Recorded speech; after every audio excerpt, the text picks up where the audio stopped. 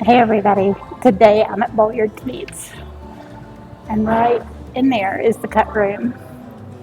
Bob and Faith were nice enough to spend a little time with me showing me how they break down sides of beef, quarters of beef, and have it available here in Bolyard's Meats. It's a whole animal butchery. It's so much fun. You're gonna love it. I went down on Monday. That's a day Bolyard's is closed to the public, and that's the day when the cut room gets deliveries from farmers on beef, and then they start getting it broken down to prepare the week. See how fast Bob moves, getting everything ready. Thanks, Bob.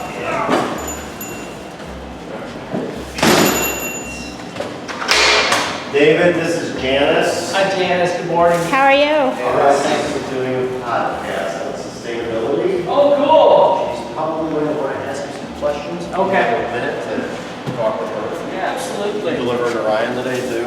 I'm not, no.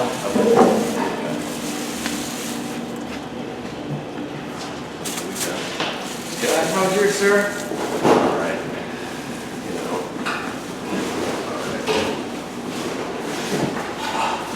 All right, there's big fest. What size do you like today? This one's smaller.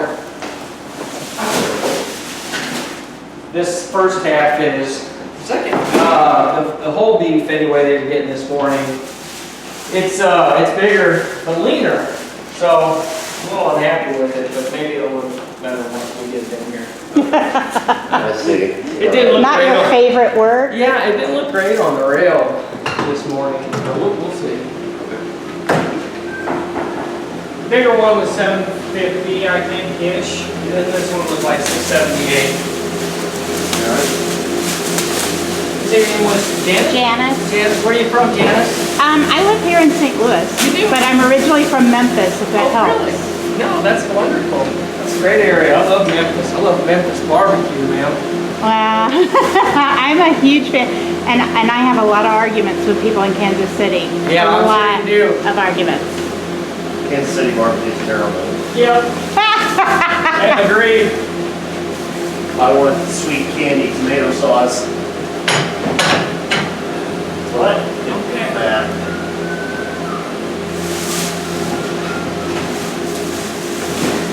Yeah, I love that dry rub. What's that barbecue joint in Memphis? It's down in the basement. Rendezvous.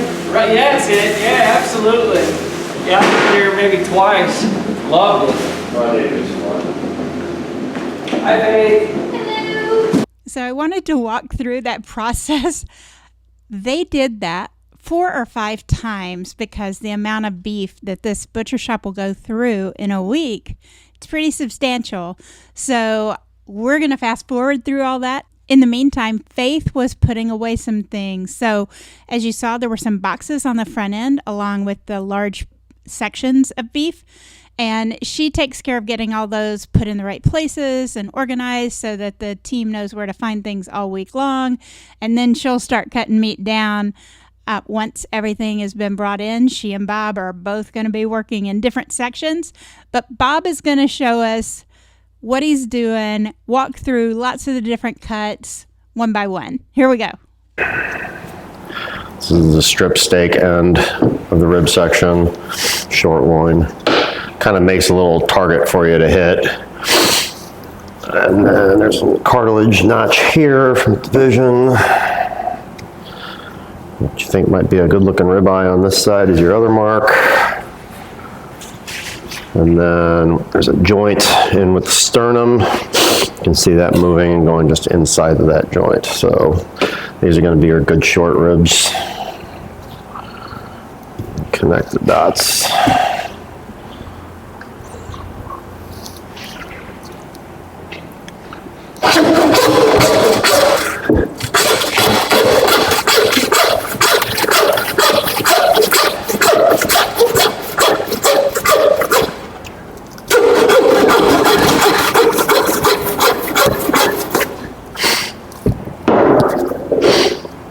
Can take apart an entire beef with a boning knife and a hacksaw.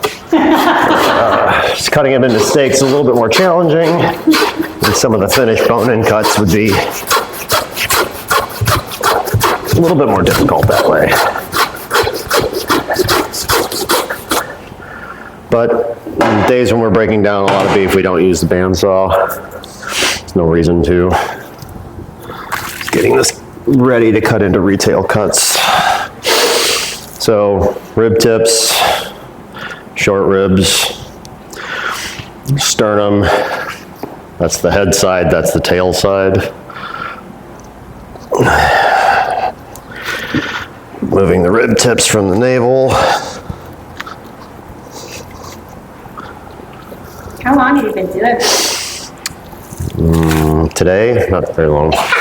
I don't even know, 6, 7 years, something like that. I learned everything here from various people. One former manager taught me most of it. And then, you know, you just kind of, by repetition, you pick up a lot of different ways to do things. There's 1,000 ways to skin a cat. Everybody has different technique. And it doesn't really matter. There's not one hard and fast rule of how to do this. Faith does things differently than I do things differently than Derek does things differently. As long as we end up with the same product and it's an efficient way. So now we got short ribs for braising or smoking. These are the first 3 in the rib section are nice. These guys get a lot fattier. We use these for trim for ground beef. It's the fat for ground beef. So there's a lot of nice meat in there. Ribeyes, obviously ribeyes. And then the navel. The navel we use to make beef bacon. This cross section is really nice here until about, maybe about 1/4 to 1/3 of the way through. And then it's really, really super fatty. There is a steak in here. I'm going to show it to you, but I'm not going to get it out. Called a Toro steak. That is actually a continuation of the flank steak from the hindquarter. And we can take a look at this a little bit here. So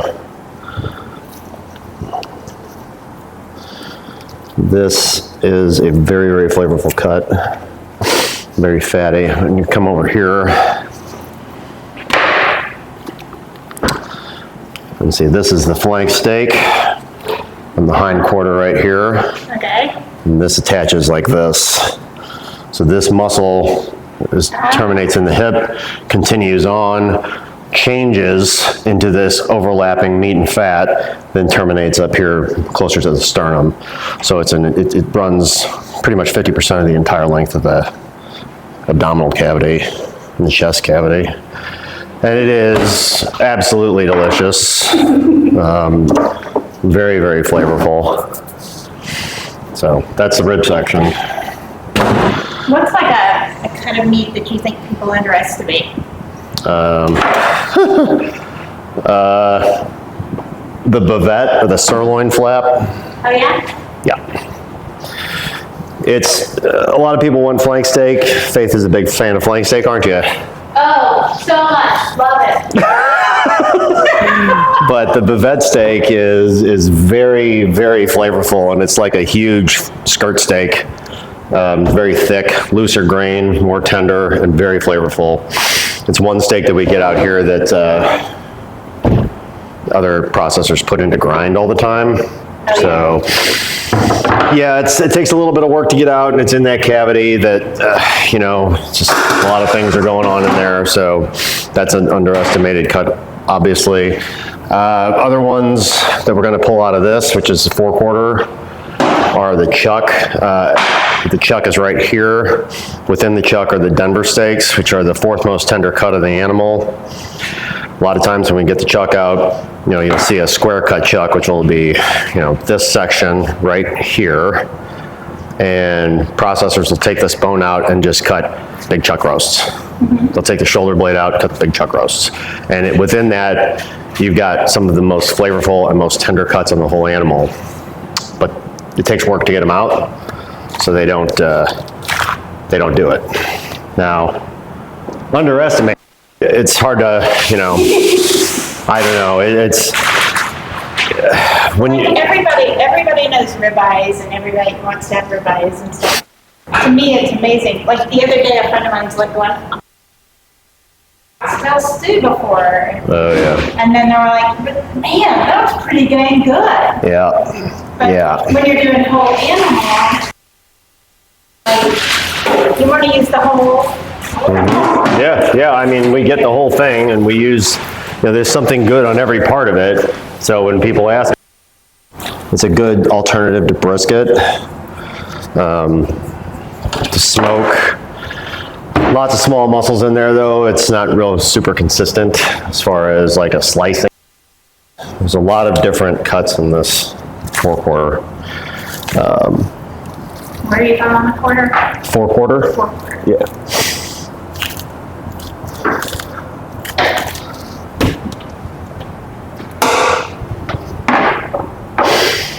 Okay. So the division between the chuck and the rest of the 4/4 is along the curve of the spine, square at a 90-degree angle to this cut through between the 5th and 6th rib, 11 and 12, and the 13th rib is held on the hind quarter as the end of the ribeyes, beginning of the strips.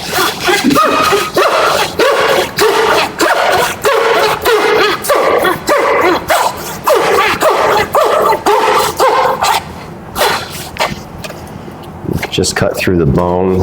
Underneath here is 12-ounce muscle called the teres major, or petite tender, which is a very tender cut. We don't want to cut through it. Damn it. I guess that wasn't all the way through.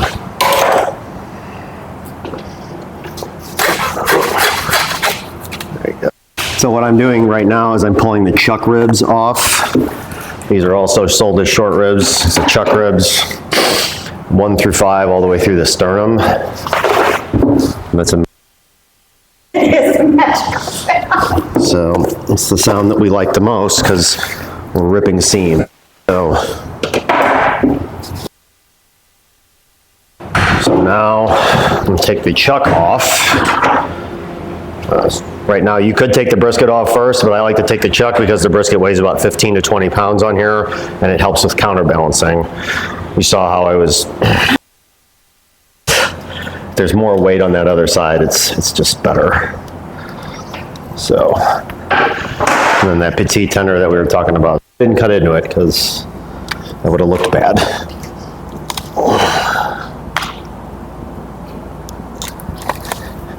But for cuts that we're looking for, desirable cuts, we need to make sure that they stay intact.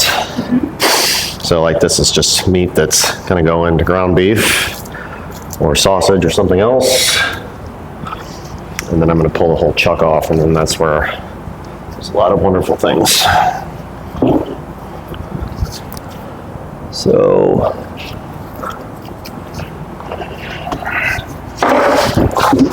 again, that lovely, wonderful sound.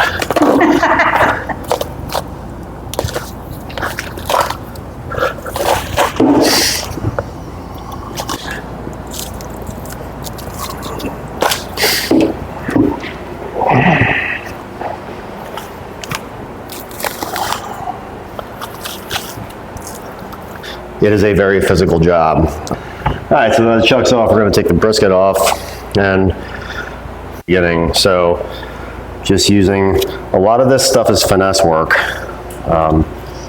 You don't go dive. Oh, boning knife too. Yes, this is a flexible boning knife. Again, this is all personal preference. I like flexible. The blade doesn't last as long because the metal is a little softer, but this is, I don't know, a year and a half old. It's getting there. Pretty soon I'll have to get into a new one, but if it feels comfortable in your hand, then it does. So I'm peeling the brisket off. Brisket, which probably weighs 20 pounds, 15, 18 pounds. And when it's finished, it'll weigh about 9. So there's a... So what's left is the best parts. This Terrace Major, the blade steak, which is kind of a shank over here. This part is shank. Mock tender on this side, which is the most tough whole muscle on the animal. Flat iron, which is the second most tender cut on the animal, which is one of my personal favorites. So again, seam means pulling things apart. So right now, to give you an idea, I'm on the inside of the shoulder blade. This is that petite tender Terrace Major we were talking about earlier. This right here is the blade steak. It covers up basically everything that I'm interested in doing so. By using the knife and getting around, I can expose it.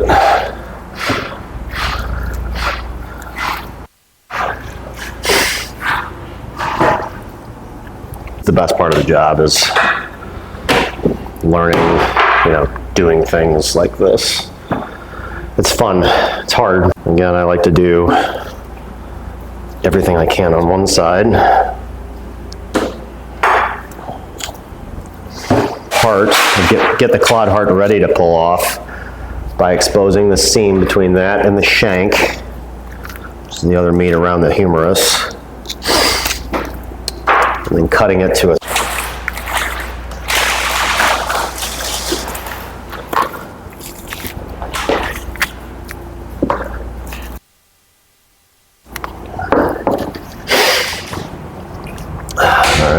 Now, the clod heart is attached to the shoulder blade, as is the mock tender attached to the shoulder blade.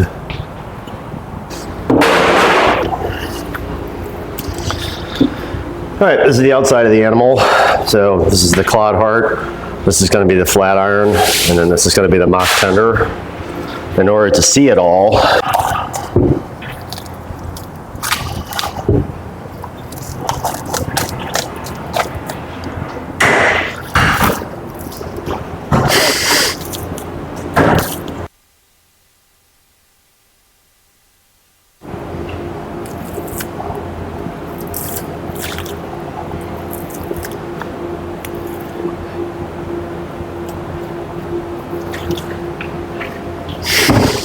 so now I can see all the pieces I need to see.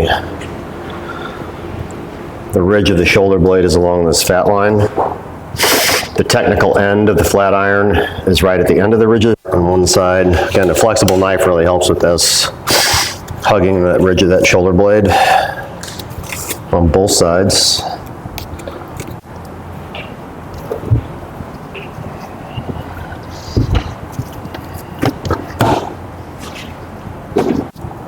We'll take the mock tender off first. Thanks for checking out our videos. We'd love for you to subscribe, watch some more videos, follow our podcast in general. I'm your host, Janice Ferson.